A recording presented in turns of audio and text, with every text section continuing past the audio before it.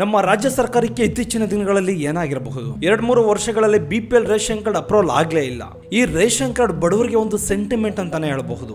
ಯಾರಾದ್ರೂ ನಮ್ಮ ಚಾನಲ್ಗೆ ಫಸ್ಟ್ ಟೈಮ್ ಬಂದು ವಿಸಿಟ್ ಮಾಡಿ ವಿಡಿಯೋ ನೋಡ್ತಾ ಇದ್ರೋ ಗೊತ್ತಿಲ್ಲದೆ ಸಬ್ಸ್ಕ್ರೈಬ್ ಮಾಡ್ಕೊಳ್ಳಿ. ಅದೇ ರೀತಿ ಬೆಲ್ ಐಕಾನ್ ಬಟನ್ ಮೇಲೆ ಕ್ಲಿಕ್ ಮಾಡಿ. ಅದೇ ರೀತಿ BPL ರೇಷನ್ ಕಾರ್ಡ್ ಬಗ್ಗೆ ಮಾತಾಡೋದಾದ್ರೆ ಒಂದು ಬಡವರಿಗೆ ಗೊತ್ತಿಲ್ಲದೇನೋ ಇದು ತುಂಬಾ ವೆರಿ ಶಾಕಿಂಗ್ ನ್ಯೂಸ್ ಅಂತಾನೆ ಹೇಳ್ಬೋದು. ಏನಕ್ಕೋಸ್ಕರ ಈ ನಮ್ಮ ಸರ್ಕಾರ ಈ ತರ ಎಲ್ಲ ಮಾಡ್ತಿದೆ, ಇದಕ್ಕೆಲ್ಲ ಏನ್ ಕಾರಣಗಳಿರ್ಬೋದು, ರೇಷನ್ ಕಾರ್ಡ್ BPL ಕೊಡ್ತಾರಾ ಕೊಡೋದಿಲ್ವಾ, ಅದೇ ರೀತಿ ಕೊಟ್ಟರು ಯಾವ ರೀತಿ ಕೊಡ್ತಾರೆ, ಎಷ್ಟು ದಿನ ಬೇಕಾಗುತ್ತೆ, ಏನೇನು ಪ್ರೊಸೆಸಿಂಗ್ ಇರ್ತದೆ, A to Z ಈ ವಿಡಿಯೋದಲ್ಲಿ ಸ್ಟೆಪ್ ಬೈ ಸ್ಟೆಪ್ ತಿಳಿಸ್ಕೊಡೋಂಥ ಒಂದು ಪ್ರಯತ್ನ ಮಾಡ್ತೀನಿ. ದಯವಿಟ್ಟು ಯಾರು ಸಹ ವಿಡಿಯೋನ ಸ್ಕಿಪ್ ಮಾಡಬೇಡಿ, ಫುಲ್ಲು ಪೂರ್ತಿಯಾಗಿ ನೋಡಿ, ನಿಮಗೂ ಸಹ ಅರ್ಥ ಆಗುತ್ತೆ. ನೀವೇನಾದರೂ ಅಪ್ಲೈ ಮಾಡಿ ಪೆಂಡಿಂಗ್ ಅಲ್ಲಿದ್ರೆ ನಿಮ್ಮಂಥವ್ರಿಗೆ ತುಂಬಾ ಯೂಸ್ಫುಲ್ ಆಗುತ್ತೆ ಅಂತಾನೆ ಹೇಳ್ಬಹುದು. ನಿಮ್ಗೆಲ್ರಿಗೂ ಗೊತ್ತಿರುವ ಹಾಗೆ ಇತ್ತೀಚಿನ ದಿನಗಳಲ್ಲಿ ಆಪರೇಷನ್ BPL ಅನ್ನೋ ಒಂದು ಏನಪ್ಪಾ, ಇದರ ಉದ್ದೇಶ ಏನಪ್ಪಾ ಅಂದ್ರೆ ಯಾರೆಲ್ಲ ಒಂದು BPL ರೇಷನ್ ಕಾರ್ಡು ಒಂದು ನಕಲಿ ರೇಷನ್ ಕಾರ್ಡ್ಗಳನ್ನ ಮಾಡಿಸ್ಕೊಂಡಿರ್ತಿರೋ ಅಂಥವ್ರಿಗೆ ಒಂದು ಶಾಕಿಂಗ್ ನ್ಯೂಸ್ ಅಂತ ಹೇಳ್ಬೋದು.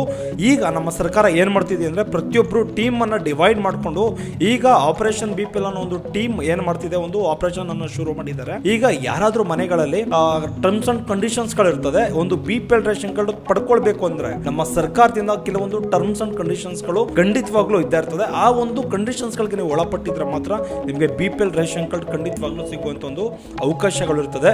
ಈ ಒಂದು ಟರ್ಮ್ಸ್ ಅಂಡ್ ಕಂಡೀಷನ್ಸ್ ಗಳಿಗೆ ನೀವು ಒಳಪಟ್ಟಿಲ್ಲ ಅಂದ್ರೆ ಯಾವುದೇ ಕಾರಣಕ್ಕೂ ನಿಮಗೆ BPL ರೇಷನ್ ಕಾರ್ಡ್ ಸಿಗೋದಿಲ್ಲ. ಅರ್ಥ ಆಯ್ತಾ? ಇವತ್ತಿನ ಹೈ ವಿಡಿಯೋದಲ್ಲಿ ಯಾವುದು ಈ ಟರ್ಮ್ಸ್ ಅಂಡ್ ಕಂಡೀಷನ್ಸ್ ಏನೇನು ಇರಬಹುದು, ಮೇನ್ ತುಂಬಾ ಇಂಪಾರ್ಟೆಂಟ್ ಏನಪ್ಪಾ ಅಂದ್ರೆ ವೆರಿ ಇಂಪಾರ್ಟೆಂಟ್ 6 ಪಾಯಿಂಟ್ಸ್. ನಾನು ನಿಮಗೆ ಈ ವಿಡಿಯೋ ತುಂಬ ಲೆಂತ್ ಆಗಿಬಿಡ್ತದೆ, ಅದರಿಂದ ನಾನು ನಿಮಗೆ 6 ಇಂಪಾರ್ಟೆಂಟ್ ಇರುವಂಥ ಒಂದು ಪಾಯಿಂಟ್ಸ್ಗಳ ಬಗ್ಗೆ ನಾನು ನಿಮಗೆ ತಿಳಿಸ್ಕೊಡ್ತೀನಿ. ಫಸ್ಟ್ ಪಾಯಿಂಟ್ ಏನಪ್ಪ ಅಂದರೆ, ಮೊದಲನೇದಾಗಿ ನೀವು ಗೌರ್ಮೆಂಟ್ ಕೆಲಸಕ್ಕೆ ಸೇರ್ಕೊಂಡಿರಬಾರ್ದು. ನಿಮ್ಮ ಫ್ಯಾಮಿಲಿಯವರಾಗಿರ್ಬೋದು, ನೀವಾಗಿರ್ಬೋದು, ಸರ್ಕಾರಿ ಕೆಲಸದ ಒಂದು ನೌಕರಿಯಲ್ಲಿ ನೀವು ಇರಬಾರ್ದು. ಇದು ಫಸ್ಟ್ ಪಾಯಿಂಟ್. ಸೆಕೆಂಡ್ ಪಾಯಿಂಟ್, ನಿಮಗೆ IT ರಿಟರ್ನ್ಸ್ ಆಗಿರ್ಬೋದು, GST ಆಗಿರ್ಬೋದು ಪೇ ಮಾಡ್ತಿರಬಾರ್ದು. ಅರ್ಥ ಆಯ್ತಾ? ಈಗ ಲಿಮಿಟೆಡ್ ಏನಪ್ಪ ಅಂದರೆ 1,20,000 ರೂಪಾಯಿಗಿಂತ ಹೆಚ್ಚಾಗಿ ಆದಾಯ ಇರಬಾರ್ದು ಇಯರ್ಲಿ. ಅರ್ಥ ಆಯ್ತಾ? ಇದು ನಿಮ್ಮ ಹತ್ರ ಐಷಾರಾಮಿ ಕಾರುಗಳಿದ್ರೆ ಅದಕ್ಕೂ ಸಹ ರೇಷನ್ ಕಾರ್ಡ್ ರದ್ದು ಮಾಡುವಂಥ ಒಂದು ಚಾನ್ಸಸ್ ತುಂಬಾನೇ ಇರ್ತದೆ. ಇನ್ನೊಂದು 5ನೇ ಪಾಯಿಂಟ್ ಏನಪ್ಪ ಅಂದ್ರೆ ವೆರಿ ಇಂಪಾರ್ಟೆಂಟ್, ಇದು ನಿಮ್ಮಲ್ಲಿ 6 ಎಕರೆಗಿಂತ ಹೆಚ್ಚಾಗಿ ಭೂಮಿ ಇದ್ರೆ, ಜಮೀನ್ ಇದ್ರೆ, ಈಗ 5 ಎಕರೆ ಮಾಡಿರಬಹುದು, ಬಟ್ ಆದ್ರೆ ಇಂಥವ್ರಿಗೂ ಸಹ BPL ರೇಷನ್ ಕಾರ್ಡ್ ಕೊಡದೇ ಇರುವಂಥ ಒಂದು ಚಾನ್ಸಸ್ ತುಂಬಾನೇ ಇರ್ತದೆ. ಇದನ್ನ ದಯವಿಟ್ಟು ತಲೆಯಲ್ಲಿ ಇಟ್ಕೊಳ್ಳಿ. ಐಷಾರಾಮಿ ಬಂಗಲೆಗಳಿದ್ರೆ, ಅರ್ಥ ಆಯ್ತಾ, ಮನೆ ಒಂದು ಸ್ಕ್ವೇರ್ ಫೀಟ್ ಅಂತ ಇರ್ತದೆ, ಆ ಸ್ಕ್ವೇರ್ ಫೀಟ್ಗಿಂತ ಹೆಚ್ಚಾಗಿದ್ರೆ ಐಷಾರಾಮಿ ಮನೆಗಳೇನಾದರೂ ಬಂಗಲೆಗಳೇನಾದರೂ ನಿಮ್ಮಲ್ಲಿ ಇದ್ರೆ ಅದಕ್ಕೂ ಸಹ ರೇಷನ್ ಕಾರ್ಡ್ ಕೊಡೋದಿಲ್ಲ. ಅರ್ಥ ಆಯ್ತಾ? ಕಟ್ಟುನಿಟ್ಟಾಗಿ ಸ್ಟ್ರಿಕ್ಟ್ ಆಗಿ ಈ ಒಂದು ಆಪರೇಷನ್ BPL ಅನ್ನ ಹಮ್ಮಿಕೊಳ್ಳಲಾಗಿದೆ.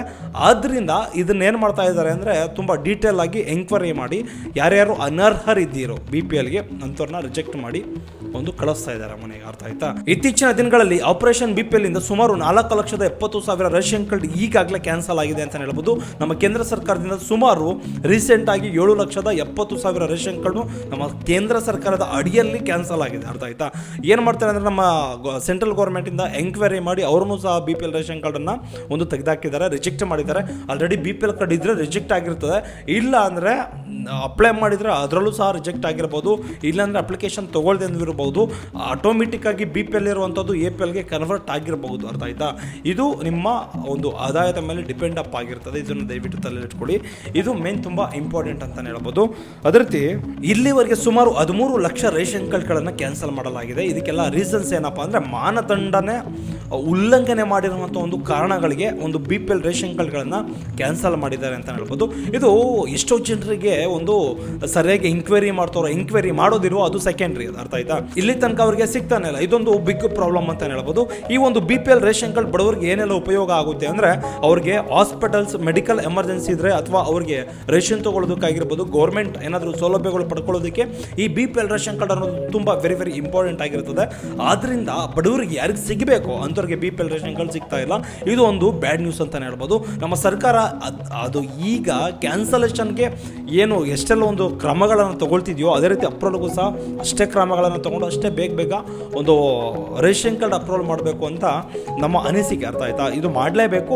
ಎಷ್ಟೋ ಜನ ಮೆಡಿಕಲ್ ಎಮರ್ಜೆನ್ಸಿ ಇದ್ರು, ಸುಮಾರು ಜನ ಹೃದಯಾಘಾತ ಆಗಿರ್ಬೋದು, ಹಾರ್ಟ್ ಅಟ್ಯಾಕ್ ಆಗಿರ್ಬೋದು, ಕೆಲವೊಂದು ಇಂಪಾರ್ಟೆಂಟ್ ಸರ್ಜರಿಗಳಿಗೆ BPL ರೇಷನ್ ಕಾರ್ಡ್ ಅಗತ್ಯ ಇರ್ತದೆ. ಅರ್ಥ ಆಯ್ತಾ? BPL ರೇಷನ್ ಕಾರ್ಡ್ ಇದ್ರೆ ಮಾತ್ರ ಫ್ರೀಯಾಗಿ ಟ್ರೀಟ್ಮೆಂಟ್ ಕೊಡೋದಕ್ಕೆ ಸಾಧ್ಯ. ಸುಮಾರು 5ರಿಂದ 6 ಲಕ್ಷದ ತನಕ ಫ್ರೀ ಆಗಿರ್ತದೆ BPL ಇದ್ರೆ. ಇದು ತುಂಬಾ ಒಂದು ಎಷ್ಟೋ ಜನಕ್ಕೆ ಒಂದು ಸೆಂಟಿಮೆಂಟ್ ಅಂತಾನೆ ಹೇಳ್ಬೋದು. ಇನ್ನೊಂದು ಬಡವರಿಗೆ ಇದು ಇರಲೇಬೇಕು. ಅರ್ಥ ಆಯ್ತಾ? ಇದು ತುಂಬಾ ಇಂಪಾರ್ಟೆಂಟ್ ಆಗಿರ್ತದೆ. ಅಂಥವ್ರಿಗೆ ಮೆಡಿಕಲ್ ಎಮರ್ಜೆನ್ಸಿ ಇರೋರಿಗೆ ಅಪ್ರೂವಲ್ ಮಾಡಿಕೊಟ್ರೆ ಎಷ್ಟು ಅನುಕೂಲ ಆಗುತ್ತೆ ಅಂತ ಹೇಳೋದಕ್ಕೆ ಇಚ್ಛಿಸ್ತೇನೆ. ಇನ್ನೊಂದು ತುಂಬ ಇಂಪಾರ್ಟೆಂಟ್ ಏನಪ್ಪ ಅಂದರೆ ಎಷ್ಟೋ ಲಕ್ಷಾಂತರ ಸದಸ್ಯರು ಏನು ಮಾಡ್ತಾ ಇದ್ದಾರೆ, ರೇಷನ್ ಕಾರ್ಡಿಂದ ಡಿಲೀಟ್ ಆಗ್ತಾ ಇದ್ದಾರೆ, ಗೊತ್ತಿದ್ದನ್ನು ಸರ್ಕಾರಕ್ಕೆ ಒಳ್ಳೆ ಕೆಲಸ ಮಾಡ್ತಾ ಇದ್ದಾರೆ. ಇದು ನಮ್ಮ ಜನರಿಗೆ ತುಂಬ ಬ್ಯಾಡ್ ನ್ಯೂಸ್ ಅಂತಲೇ ಹೇಳ್ಬೋದು. ಅಂದರೆ ಸಂಕಷ್ಟ, ಅರ್ಥ ಆಯ್ತಾ? ಬಡವರಿಗೆ ತುಂಬ ಸಂಕಷ್ಟ, ಗೌರ್ಮೆಂಟ್ಗೆ ತುಂಬ ಲಾಭ, ಅರ್ಥ ಆಯ್ತಾ? ನೀವೇನಪ್ಪ ಅಂದರೆ ರೇಷನ್ ಕಾರ್ಡ್ ಇದ್ದರೆ ದಯವಿಟ್ಟು ಡಿಲೀಟ್ ಮಾಡಿಸ್ಕೊಳ್ಳೋದಕ್ಕೆ ಹೋಗ್ಬೇಡಿ. ಇದರಿಂದ ಗೌರ್ಮೆಂಟ್ಗೆ ಪ್ರಾಫಿಟ್ ಹೊರತು ನಿಮಗೇನು ಪ್ರಾಫಿಟ್ ಆಗೋದಿಲ್ಲ, ನಿಮಗೆ ಸಿಕ್ಕಾಪಟ್ಟೆ ಲಾಸಸ್ ಆಗುತ್ತೆ. ಏನಾದರೂ ಮೆಡಿಕಲ್ ಎಮರ್ಜೆನ್ಸಿ ಇದ್ದರೆ ಸಿಕ್ಕಾಪಟ್ಟೆ ಪ್ರಾಬ್ಲಮ್ ಕ್ರಿಯೇಟ್ ಮಾಡ್ಕೊಳ್ಬಹುದು. ಇದನ್ನು ದಯವಿಟ್ಟು ತಲೆಯಲ್ಲಿಟ್ಕೊಳ್ಳಿ. ಇದು ಹಂತವಾಗಿ ಇದೇ ರೀತಿ ಮುಂದುವರಿಯುತ್ತೆ ತನಿಖೆ ಅಂತ ಒಂದು ಆಹಾರ ಇಲಾಖೆಯಿಂದ ತಿಳಿಸ್ಕೊಟ್ಟಿದ್ದಾರೆ. ಇದನ್ನು ತಲೆಯಲ್ಲಿಟ್ಕೊಳ್ಳಿ. ನೀವೇನಾದರೂ BPL ರೇಷನ್ ಕಾರ್ಡ್ಗೆ ಅರ್ಜಿ ಹಾಕಿಲ್ಲ ಅಂದರೆ ಹಾಕಬೇಕು ಅಂದ್ಕೊಂಡಿದ್ರೆ ದಯವಿಟ್ಟು ವೆಯ್ಟ್ ಮಾಡಿ, ಅರ್ಥ ಆಯ್ತಾ?